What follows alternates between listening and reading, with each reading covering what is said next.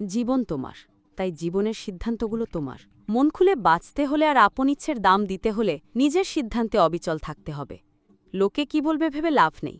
লোকে অনেক কিছু বলবে, ব্যর্থ হলে খাটো করবে, সমালোচনা করবে, ব্যঙ্গ করবে, তুলনা টানবে। তোমার নিজের উপর যে বিশ্বাস ভরসা আছে সেটা ভেঙে চুরে চুরে ফেলে দেওয়ার চেষ্টা করবে। তোমার মগজকে মানতে বাধ্য করবে যে তোমার দ্বারা কিচ্ছু হবে না, you are a big loser. ভাবছো সফল হলে শান্তি?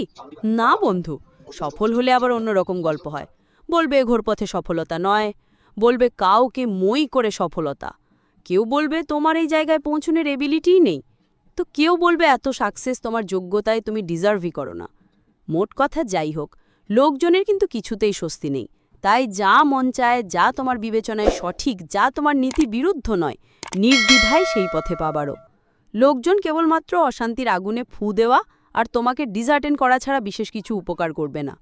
তোমার প্রত্যেকটা পাজের পেছনে লোকজন মশলাদার গল্প খোঁজে, পাড়ার মোড়ে, চায়ের দোকানে, হাটে বাজারে পরিবেশন করার মতো মুখরোচক গল্প।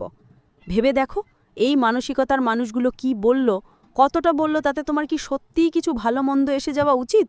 এদের মতামত নেওয়া তো অনেক দূর, তোমার বিষয়ে ইন্টারফেয়ার করার অনুমতি দেওয়া উচিত নয়। ভাবছো এরপর জীবনে যদি বড় কোনো ভুল হয়ে যায়, তখন লোকে সমালোচনা করবে, সমাজ আঙুল তুলবে।